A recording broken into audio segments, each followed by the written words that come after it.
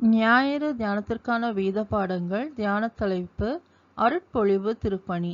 மேன்மை பாராட்ட அல்ல, சேவை செய்ய அழைப்பு. பழைய ஏற்பாட்டு பகுதியாக எரேமியா 1 அதிகாரம் வசனங்கள் 4 முதல் 10 முடிய. எரேமியா 1 வசனங்கள் 4 முதல் 10 முடிய. கர்த்தருடைய வார்த்தை எனக்கு உண்டாகி, அவர், நான் உன்னை தாயின் வயிற்றில் உருவாக்கும் முன்னே உன்னை அறிந்தேன். நீ கர்ப்பத்திலிருந்து வெளிப்படும் முன்னே நான் உன்னை பரிசுத்தம் பண்ணி உன்னை ஜாதிகளுக்கு தீர்க்கதரிசியாக கட்டளையிட்டேன் என்று சொன்னார். அப்பொழுது நான், கர்த்தராகிய ஆண்டவரே, இதோ நான் பேச அறியேன், சிறு பிள்ளையாய் இருக்கிறேன் என்றேன். ஆனாலும் கர்த்தர், நான் சிறு பிள்ளை என்று நீ சொல்லாதே. நான் உன்னை அனுப்புகிற எல்லாரிடத்திலும் நீ போய் நான் உனக்கு கட்டளையிடுகிறவைகளெல்லாம் நீ பேசுவாயாக. நீ அவர்களுக்கு பயப்பட வேண்டாம். உன்னை காக்கும்படிக்கு நான் உன்னுடனே இருக்கிறேன் என்று கர்த்தர் சொல்லி, கர்த்தர் தமது கரத்தை நீட்டி என் வாயை தொட்டு, இதோ என் வார்த்தைகளை உன் வாயிலே வைக்கிறேன். பார், பிடுங்கவும் இடிக்கவும் அழிக்கவும் கவிழ்க்கவும் கட்டவும் நாட்டவும் உன்னை நான் இன்றைய தினம் ஜாதிகளின் மேலும் ராஜ்யங்களின் மேலும் ஏற்படுத்தினேன் என்று கர்த்தர் என்னுடனே சொன்னார் என்பதே. தேவனுக்கே மகிமை உண்டாவதாக. நிருப பாடமாக 1 பேதுரு 5 அதிகாரம் வசனங்கள் 1 முதல் 4 முடிய. 1 பேதுரு 5 வசனங்கள் 1 முதல் 4 முடிய. உங்களில் உள்ள மூப்பருக்கு உடன் மூப்பனும், கிறிஸ்துவின் பாடுகளுக்கு சாட்சியும், இனி வெளிப்படும் மகிமைக்கு பங்காளியுமாய் இருக்கிற நான் புத்தி சொல்லுகிறது என்னவென்றால், உங்களிடத்தில் உள்ள தேவனுடைய மந்தையை நீங்கள் மேய்த்து கட்டாயமாய் அல்ல, மனப்பூர்வமாயும் அவலட்சணமான ஆதாயத்திற்காக அல்ல, உற்சாக மனதோடும் சுதந்திரத்தை இருமாப்பாய் ஆளுகிறவர்களாக அல்ல, மந்தைக்கு மாதிரிகளாகவும் கண்காணிப்பு செய்யுங்கள். அப்படி செய்தால் பிரதான மேய்ப்பர் வெளிப்படும் போது மகிமையுள்ள வாடாத கிரீடத்தை பெறுவீர்கள் என்பதே. தேவனுக்கே மகிமை உண்டாவதாக.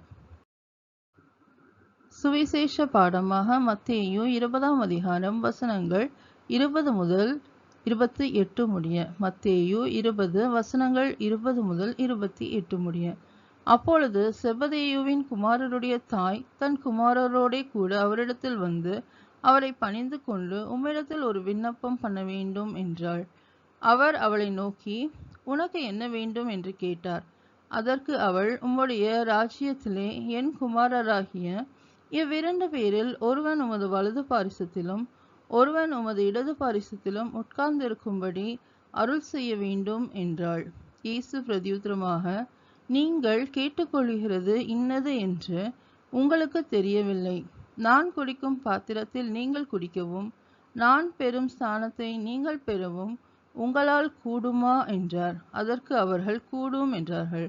அவர் அவர்களை நோக்கி, என் பாத்திரத்தில் நீங்கள் குடிப்பீர்கள், நான் பெறும் ஸ்தானத்தையும் நீங்கள் பெறுவீர்கள். ஆனாலும் என் வலது பாரிசத்திலும் என் இடது பாரிசத்திலும் உட்கார்ந்திருக்கும்படி என் பிதாவினால் எவர்களுக்கு ஆயத்தம் பண்ணப்பட்டிருக்கிறதோ அவர்களுக்கே அல்லாமல் மற்றொருவருக்கும் அதை அருள்வது என் காரியம் அல்ல என்றார். மற்ற 10 பேரும் அதை கேட்டு அந்த 2 சகோதரர் பேரிலும் எரிச்சலானார்கள். அப்பொழுது இயேசு அவர்களை கிட்ட வர செய்து, புறஜாதியருடைய அதிகாரிகள் அவர்களை இருமாப்பாய் ஆளுகிறார்கள் என்றும், பெரியவர்கள் அவர்கள் மேல் கடினமாய் அதிகாரம் செலுத்துகிறார்கள் என்றும் நீங்கள் அறிந்திருக்கிறீர்கள். உங்களுக்குள்ளே அப்படி இருக்கலாகாது.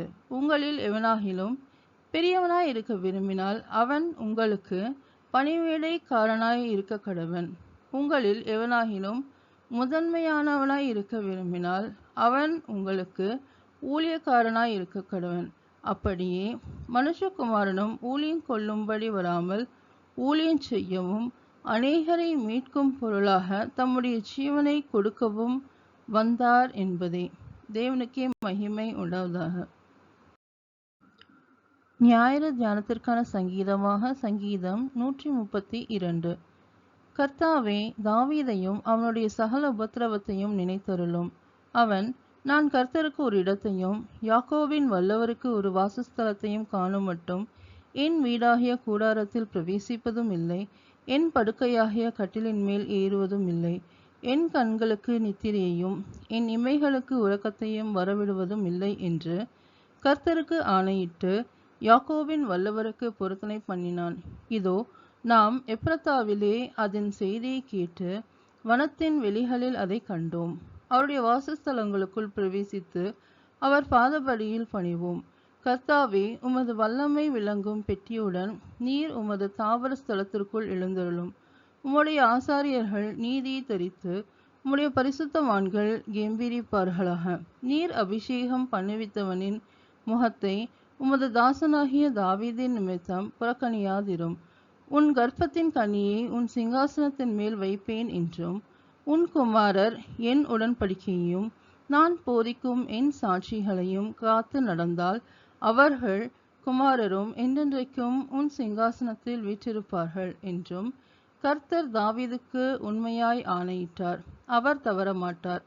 கர்த்தர் சியோனை தெரிந்து கொண்டு அது தமக்கு வாசஸ்தலமாகும்படி விரும்பினார். இது என்றென்றைக்கும் நான் தங்கும் இடம்.